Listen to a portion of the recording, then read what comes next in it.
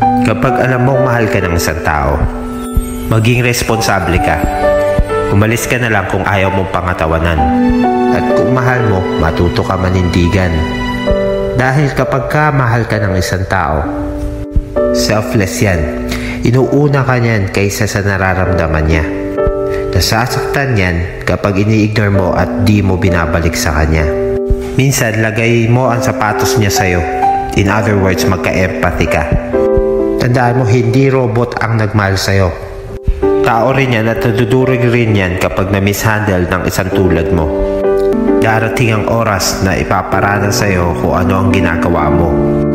Ilalagay ka sa sitwasyon kung saan mo nilalagay ang ibang tao.